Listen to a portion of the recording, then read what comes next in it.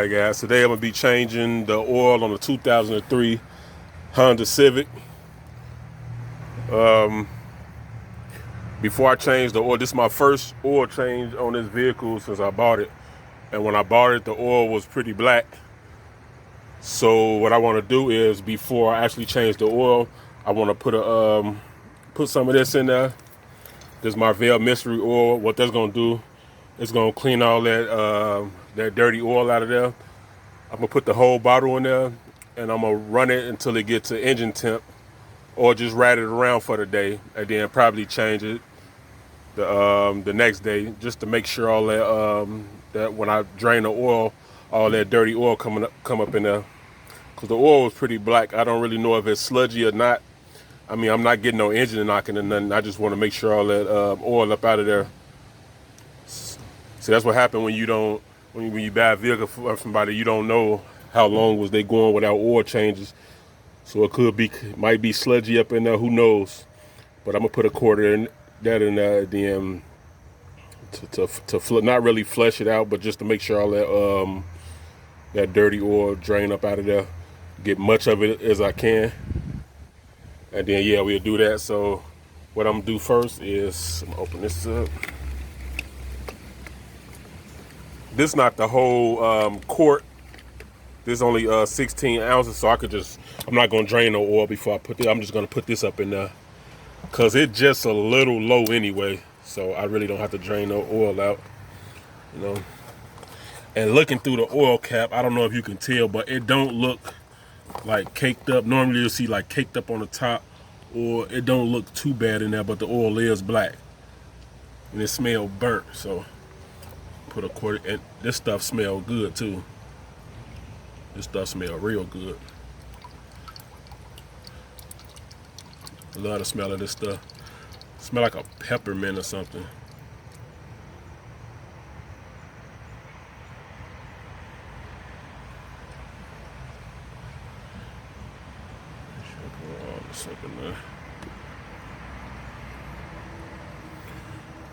Alright, so I'm just gonna,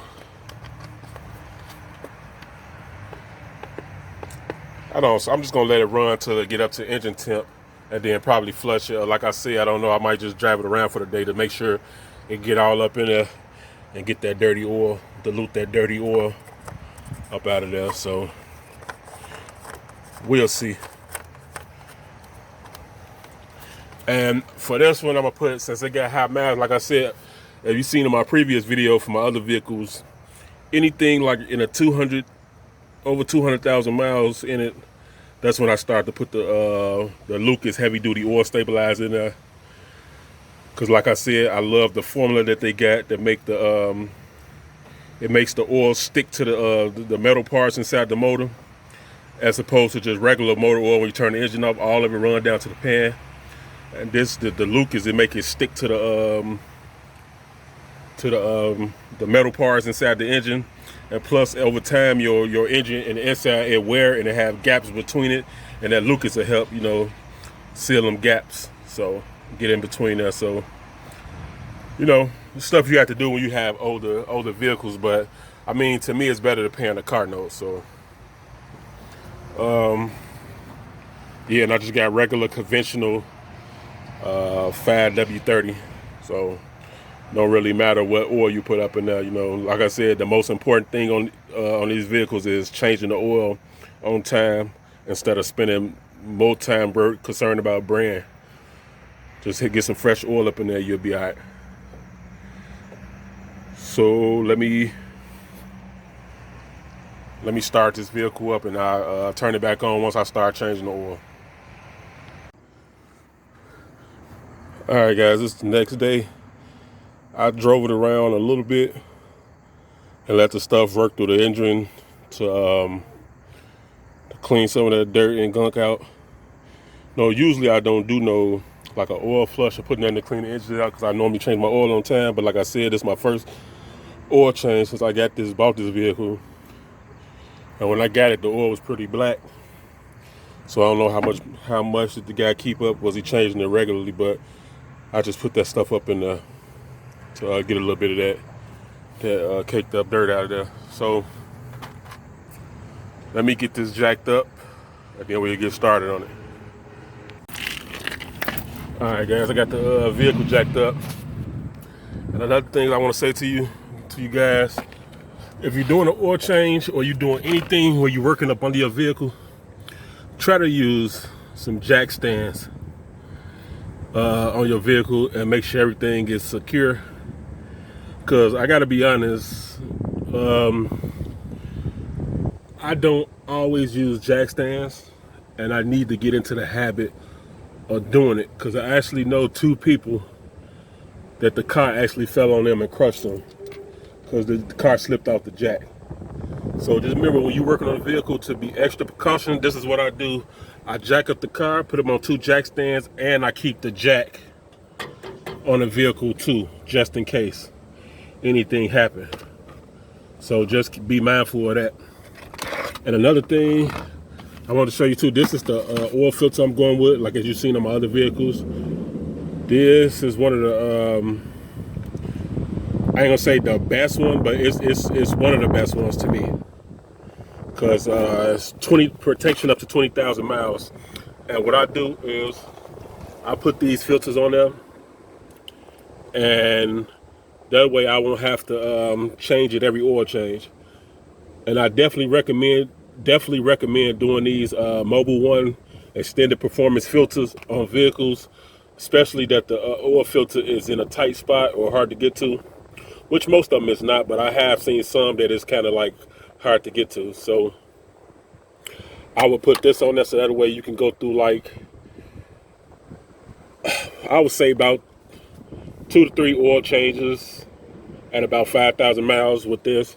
You know, you can do 4 oil changes if you do it every 5,000 miles, but I tried to change it every 2nd to 3rd oil change, because that's what works for me, and I haven't had no problem with that. And I know some people would be like, you need to change it every oil change, but not me. You know, I save myself time and money that way. You know, and it's been working out so far. Okay, now I got this jacked up. This, I think this, let me see, what is this? 14, I believe it's a 14 millimeter. Let's see if this 14 fit. Pretty sure it's a 14. Yeah, that's a 14. And I don't know if you can see, let me try to get up under here, move this out the way to show you guys the oil filter is. Okay, this is the, there we go. It's a Purelator on there. And to be honest, it looked like somebody might have changed it, I don't know. But that oil filter looked kind of fresh to me. But it don't matter anyway, because it's coming off. It's coming off. Let me see how tight it is. Let me put this phone down, guys, and try to see how tight that oil filter is. Okay, I was able to break the oil filter loose. It wasn't over tightened like on most vehicles it'd be. And I noticed right here that the oil is leaking a little bit by the drain plug. I'm not gonna change the drain plug right now, but I'm pretty sure it's leaking probably from the top. I don't know. But that's why I'm putting this Lucas up there anyway. It's an old vehicle, old engine, didn't pay too much for it. And if it's leaking, I mean, oh well. I mean, most vehicles up in the deep 200,000s leak a little bit of something anyway. And man, Lucas should take care of that, but I'm not really worried about that as long as it's not no major one. So that Lucas definitely gonna help slow down that leak. Yeah, let me get to it. Let me drain this oil. All right. Okay, guys, I haven't started draining the oil yet, but I forgot to tell you, to make everything smooth and come out fast, so you don't be waiting all day for the oil to come out, just take this top off. And then when you take the bottom drain plug off, it'll come out a lot smoother, and it won't be chugging out like doo-doo, so you won't make a mess. And plus, it'll come out a lot faster just by taking this top off first. All right. All right, guys, let me loosen this drain bolt up, and then after I loosen the drain bolt up, let the oil drain. Then once that finished draining, I'll take the filter out. Let's see how tight this is. Okay, I love that. Whoever tighten this up is like me. They don't over tighten stuff. I know a lot of people be using them torque wrenches. They be over tight and stuff, or they don't use the torque wrench. They still over tight. So got to be careful. I just don't want to make no mess. I don't feel like getting oil on my hands today. I know I'm supposed to be wearing gloves, but for some reason I always, and them gloves be slowing me down because I got these big gorilla hands, and they just tear the gloves up, and that just make it even more mess because it get inside the holes in the gloves, and then it just make a big mess. So I'd rather just not wear them sometime. Just wearing them rubber gloves. Let's see. Let's hope I don't drop this drain plug in the. There we go. All right. Yeah, this oil thick, black, and nasty, man. But I did just put some of that Marvell mystery oil in it to clean it out.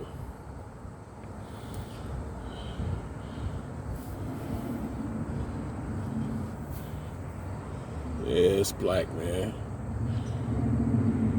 And I'm glad I did put that Marvell mystery oil up in there to clean all that dirt and gunk out of there. Because like I said, you don't want to do a extreme flush, because sometimes those flushes can do more harm than good. Say like if you got an old engine, right? And that gunk is what's stopping the leaks. Like, you know, your seals burned off or whatever, deteriorated. And that gunk and stuff get between the seals and it harden up. And that's what's actually keeping your oil from leaking on these old engines. And then you go put, what you call that? You go put one of those flushes or cleaners in there, and it clean all that gunk from around the engine that was holding your seals together. And then that's where the leak's gonna come in at. That's why a lot of people believe, like, oh, if I switch to synthetic or high mileage oil, I'm gonna end up getting leaks. That's where that phrase comes from. I mean, if you don't have no problem with your engines, switching oil from regular oil to synthetic oil will be fine if you was regularly taking care of your engine. But if your engine was neglected and you got an older engine, I wouldn't switch to synthetic, because that gunk and all that crud is maybe what's stopping your oil from leaking out. You know, it's hardening around the seals. So that, you know, you ever heard of the phrase "leave well enough alone"? And that's what you get. That's what you got to do. So yeah. All right, guys, let me just, I'm not just going to stick the thing about it. I want to kind of, like, I got nothing else to do, so I'm just going to kind of wait till it all drip out, because this oil is, like, thick and nasty, and I just want to make sure it's all drained out.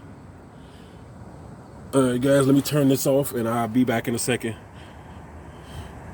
Oh, yeah, and another thing, too. I know you seen this on the last video, like that quarter Lucas is kind of thick to pour, so you want to just let that sit in some hot water to so it'd be easy to pour. But anyway, let me go in the house and let this finish pouring, then I'll come back out. Alright. Alright, guys, the oil is dripping slow now.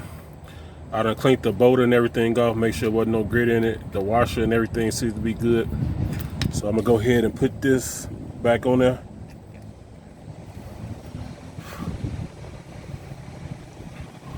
Stick this bowl back in, and then I'm gonna take this. I haven't did the oil filter yet, so I'm gonna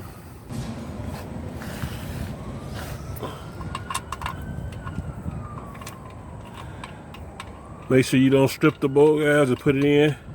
Hand tighten it all the way, and then you tighten it up. Make sure you tighten it up last. Let's see. Alright. We're going to hand tighten it like that. And then I'm going to tighten it up with the, what's the name? But let me go ahead and get that oil filter up out of there first.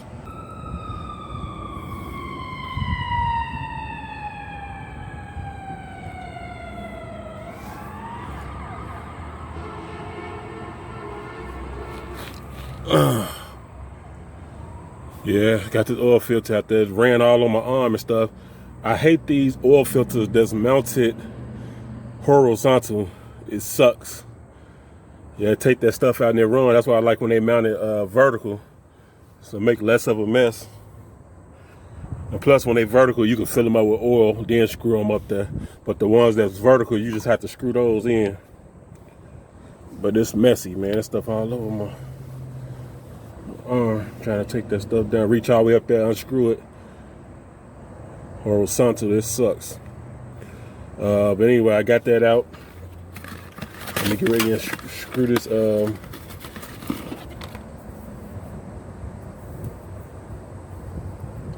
Man, these things look durable. Then it got that thing mounted in the middle of it there, back to see. I think these got a good design in it. This is the Purelator. I like the Purelators too. These is a good filter. All right, guys. Anyway, let me go get this oil so I can rub some around here. This gasket and put it up, mount it up there, and it'll be good. Oh yeah, when you take the old filters off, I always say it in my videos, make sure that the seal is on here, because if the seal is stuck up on the engine and then you mount this up there that's already got a gasket, had double gasket, trying to tighten it up, you'll get a leak. It will leak. So just be mindful of that. And let me get this oil filter up there, and then we'll start pouring the oil in. All right. All right, guys. Normally I don't use a funnel, but I'm gonna use one today just because I seen it in there. Normally I can't find it, so. All right, guys. We're gonna put 4 quarts of oil in here.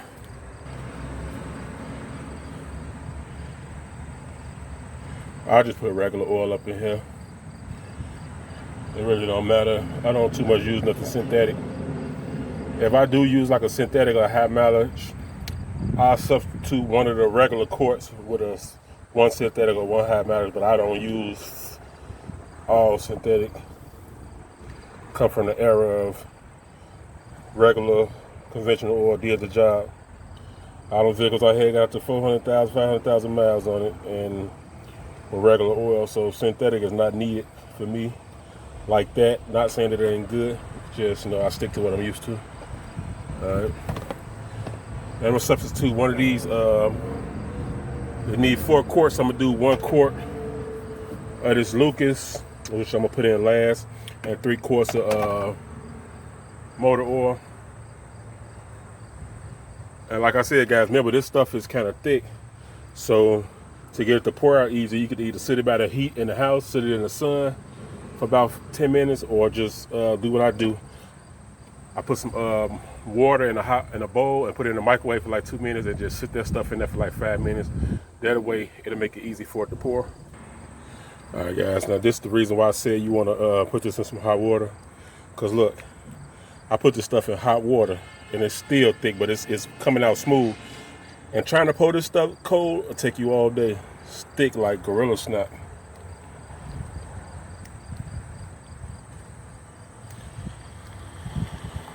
See, it's coming out easy like this because I set it in some hot water. Let that run down a little bit. Stuff is pretty thick.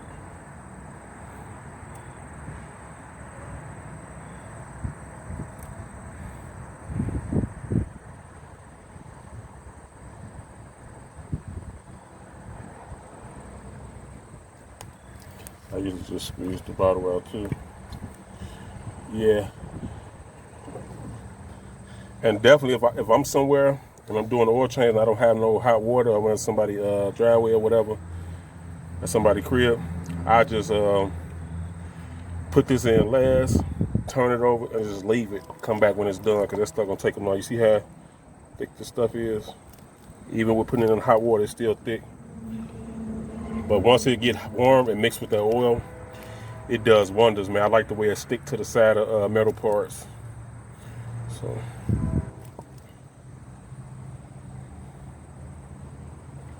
Okay, I'm just gonna turn this upside down and leave it because I need all that.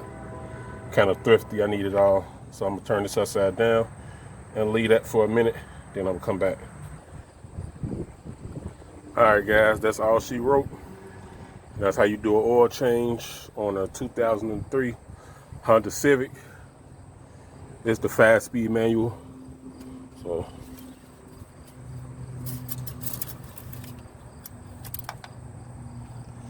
Yep. Perfect. All right. All right, guys, don't forget to like, comment, subscribe, and share, and hit that notification bell. And yeah, I appreciate all you guys, all my subscribers. I appreciate you guys watching my videos. So yeah, on that note, stay safe out here, and God bless y'all, man. Thank you. Perfect.